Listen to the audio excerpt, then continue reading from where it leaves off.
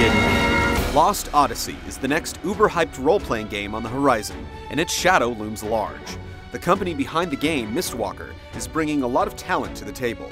Headed up by the father of Final Fantasy, Hironobu Sakaguchi, the project boasts other staff connections to the Final Fantasy series, as well as the developers behind the less famous Shadowheart series. There's a lot of effort going into the game, and it just might pay off. Battle systems, leveling up, and character designs are important, but a good role-playing game can really use a good backstory. With an immortal main character who's been around for 1,000 years, Lost Odyssey has that angle well covered, and by an award-winning Japanese novelist, no less. You may not have heard of Kiyoshi Shigematsu, but apparently the guy knows what he's doing. My memories seem to flood my dreams. Are they just dreams?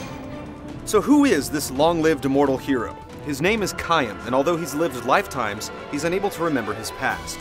The world is in the middle of a mystical industrial revolution, which means there are people casting fireball spells in addition to giant mechanical tanks.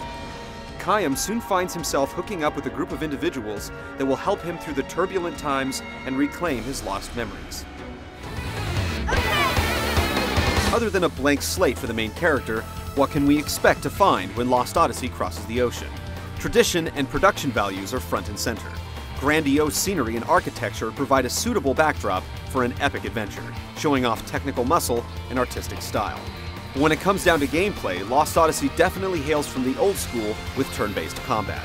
Past the basics of choosing what enemy to attack and which techniques or spells to use, Lost Odyssey uses a ring system that adds a timing element to battles. Each character can equip a special ring that adds an additional effect to their normal attacks, whether it's increased power or an elemental attribute. To take advantage of this, you'll have to hold down the right trigger and release it when your attack ring overlaps the circle over the target. The better your timing, the more damage you'll deal. The battle system is traditional, but once you've gotten past the initial loading screen, things move pretty quickly. This is good because another RPG tradition, random encounters, are in full effect. You won't get into a scrap every 5 steps, but expect the game to put up plenty of resistance as you make your way through the story. Luckily, beefier frontline characters fuel a meter that helps buffer damage headed for weaker characters in the rear. Mortals and Immortals both level up as the experience points roll in, but only the Mortals learn useful skills such as healing or destructive magic.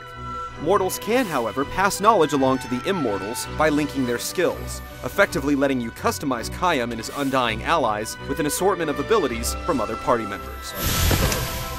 With an expected epic runtime of 40+ hours and 4 discs of content to work through, there's definitely a lot more to find out about Lost Odyssey before its North American release in February.